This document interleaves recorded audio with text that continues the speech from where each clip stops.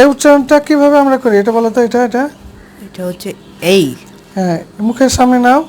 এই, তারপরে বলো। জে, হ্যাঁ কে, হ্যাঁ ও, হুম ফি, হুম। কিউ। আচ্ছা, ফিটা উচ্চারণ হবে দুই ঠোঁট চেপে ধাক্কা দিয়ে বাতাসটা হবে। বাতাস হ্যাঁ, দিয়ে বের ফি কর। ফি ফি, ফি ফি। এটাকে বলা হয় এটা মানে ধাক্কা অ্যাসপিরেটেড, এটাকে সাউন্ড বলা হয়, মানে ধাক্কা দিয়ে এই উচ্চারণটা হবে ফি। ফি, তারপরে কিউ, কিউ, আর, আর, টি, টি। বি। আচ্ছা, এটা বি, ডিরেক্টলি বি না হয়ে এটা হবে ভি। ভি। ভি মানে উপরের দাঁত নিচের ঠোঁটের সাথে চেপে গলার গলাতে ভিতর ভাইব্রেট হবে, কম্পন হবে, জি। ভি। ভি, ডিরেক্টলি ভিও বলবো না, বিও বলবো না, না। ভি।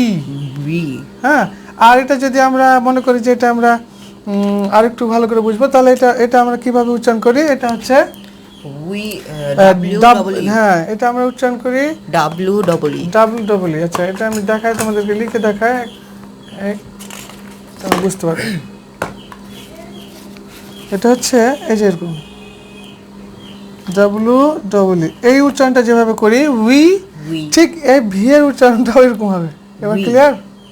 হ্যাঁ, মুখের সামনে দাও, উই। আচ্ছা, উই, তো এখন এটা উই বলবো না, এটা থাক, আমরা এটা তো চেষ্টা করবো ডিরেক্টলি উই উই।